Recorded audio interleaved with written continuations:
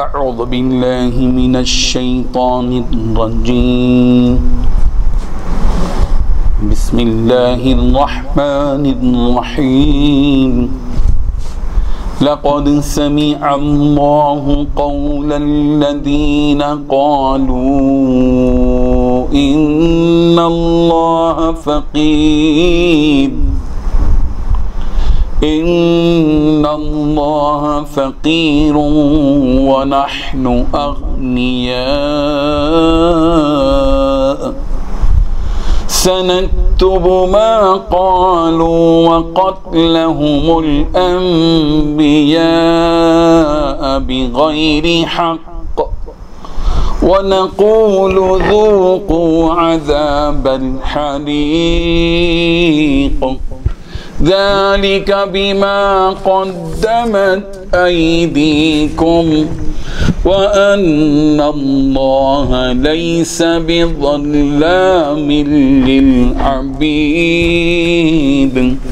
صدق الله العظيم. حاضرین و ناظرین، یہ درس نمبر 304 ہے. سورہ آل عمران کی 2 آیتوں کی تلاوت کی گئی. آیت نمبر 181 اور 182، 181 182. لفظی ترجمہ دیکھیے. لقد البتہ تحقیق، سمع اللہ سن لیا ہے اللہ نے، قول الذین ان لوگوں کی بات جنہوں نے قالوا کہا ان اللہ بے شک اللہ فقیر فقیر ہے، ونحن اور ہم اغنیا مالدار ہیں. سنکتب ہم یقیناً لکھتے ہیں، ما وہ چیز جو قالو انہوں نے کہی، وقتلہم اور ان کا قتل کرنا بھی لکھتے ہیں، الانبیاء انبیاء کو، بغیر حق ناحق طور پر، ونقول اور ہم کہیں گے، ذوقوا چکھو، عذاب الحریق جلانے والا عذاب. ذالک بما قدمت ایدیکم، ذالک یہ عذاب اس لیے ہے کہ بما قدمت ایدیکم تمہارے ہاتھوں نے اپنے آگے بھیجا ہے، وَأَنَّ اللَّهَ اور بے شک اللہ لیسا نہیں ہے بظلام ظلم کرنے والا للعبید بندوں کو.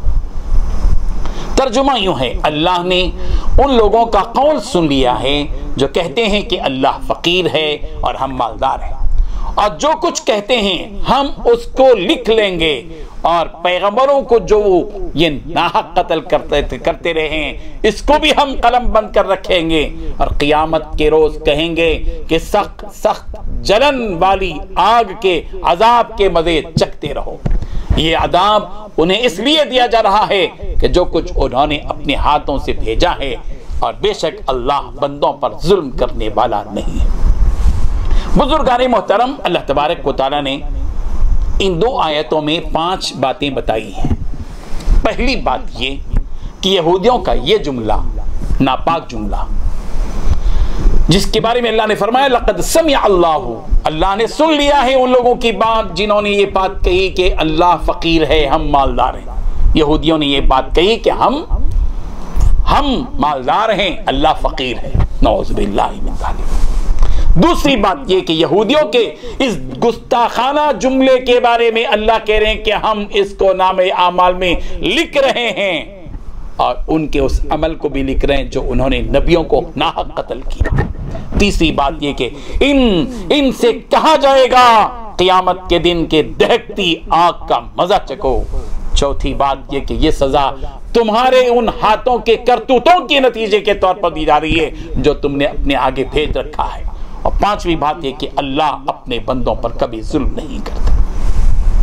اس آیت کے شان نزول کے سلسلے میں حضرت ابن عباس رضی اللہ عنہ نقل فرماتے ہیں کہ حضرت ابوبکر صدیق رضی اللہ عنہ ایک دن یہودیوں کے پاس گئے جو فخاس نامی شخص کے پاس جمع تھے. جب حضرت ابوبکر صدیق رضی اللہ عنہ وہاں پہنچے تو فخاس نامی اس شخص نے یہ بات کہی جو یہودی تھا کہ ہمیں اللہ کی طرف سے کوئی محتاجی نہیں ہے، ہم اللہ کے محتاج نہیں ہیں بلکہ اللہ ہی ہمارا محتاج ہے. یہ فخاص نے اس لیے کہا، اس آیت کی روشنی میں کہا کہ جب قرآن مجید میں آیت اتری کہ من ذا الذی یقرض اللہ قرضا حسنا، تم میں کون ہے جو اللہ کو قرض دے؟ تو یہودیوں نے کہنا شروع کیا کہ اللہ میاں ہم سے قرض کا مطالبہ کر رہے ہیں، اللہ تعالیٰ ہم سے قرض کا مطالبہ کر رہے ہیں، تو اس کا مطلب ہے کہ اللہ محتاج ہیں اور ہم مالدار ہیں۔ یہ نتیجہ انہوں نے نکالا۔ اور فخاص نامی شخص نے صاف طور پر حضرت بکر صدیق سے کہا کہ تمہارے نبی ہمیں یہ بتاتے ہیں کہ اللہ جو ہے وہ محتاج ہے، فقیر ہے، اور ہم مالدار ہیں۔ حضرت بکر صدیق رضی اللہ عنہ کو بہت غصہ آیا اور ایک تماچا فخاص کے چہرے پر مارا۔ فخاص دوڑتے ہوئے سرکار کے پاس پہنچا اور کہا کہ تمہارے ساتھی نے مجھ پر تماچا مارا ہے۔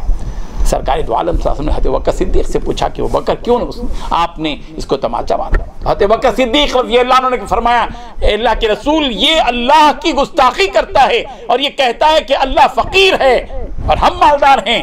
کہتا ہے کہ اپنے بارے میں مالداری کا لفظ اور اللہ کو فقیر کہتا ہے، اس لیے میں نے تماچا رسید کیا۔ فخاص نامی شخص مکر گیا، کہا کہ میں نے تو یہ جملہ کہا ہی نہیں۔ جب فخاص نے یہ جملہ کا ہم نے کہا ہی نہیں تو اللہ تعالیٰ کی طرف سے وحی نازل ہوئی، لقد سمع اللہ نے سن لیا ہے قول الذین، ان لوگوں کی بات کو جنہوں نے قالو کہا، ان اللہ فقیر، بے شک اللہ فقیر ہے، ونحن اغنیاء، اور ہم مالدار ہیں۔ اللہ تبارک و تعالیٰ نے فوراً آگاہ کر دیا کہ کہنے والے نے یہ بات جملہ کہا ابو بکر سچے، فخاص جھوٹا ہے۔ پھر دوسری بات تھی کہ اللہ تبارک و تعالیٰ نے بتایا، اللہ نے کہا کہ سنکتب ما قالوا وقتلہم الانبیاء، ان یہودیوں کے قول اور عمل کو ہم ان کے نامہ اعمال میں لکھ رہے ہیں۔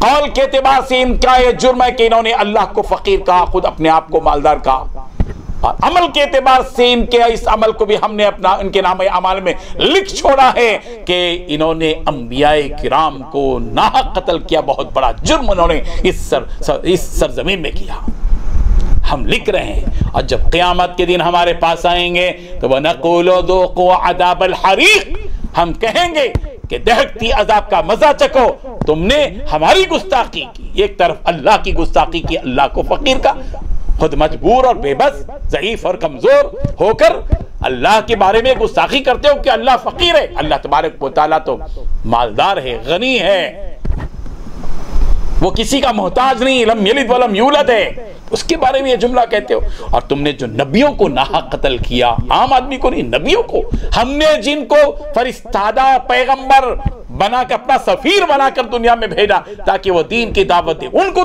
تم نے جو تمہارے ساتھ خیر خواہی کر رہے تھے ان کو تم نے ناحق قتل کیا۔ تمہارے قول اور تمہارے عمل کو ہم لکھ رہے ہیں، اور جب تم ہمارے پاس آئیں گے تو ہم دہکتی آگ کا مزہ تم کو چکھائیں گے۔ پھر تیسری بات بتائی کہ یہ عمل ان کو کیوں سزا دی جا رہی ہے؟ یہ سزا ان کو اس لیے دی جا رہی ہے کہ انہوں نے اپنے ہاتھوں سے ایسے کرتوت کیے ہیں، ان کے اپنے ہاتھوں کی کمائی ہے یہ، جو انہوں نے اپنے آگے بھیجا ہے، قیامت کے لیے توشہ، برا توشہ ہے ان کا جو تیار کیا۔ اور یہ بات یاد رکھو کہ یہ جو اللہ تبارک و تعالیٰ عذاب دے رہے ہیں دہکتی آگ کا، اللہ تبارک و تعالیٰ کا دہکتی آگ میں ان کا ڈالا جانا بھی انصاف ہے، اس لیے کہ اللہ احسان اور انصاف تو کرتے ہیں مگر ظلم نہیں کرتے۔ وَأَنَّ اللَّهَ لَيْسَ بِظَلَّامٍ لِلْعَبِيدِ، اللہ اپنے بندوں پر کبھی ظلم نہیں کرتے۔ اللہ تبارک و تعالیٰ ان حقیقتوں کو سمجھنے کی توفیق عطا فرمائے۔ وآخر دعوانا ان الحمد للہ رب العالمین۔ لا إله إلا الله، لا إله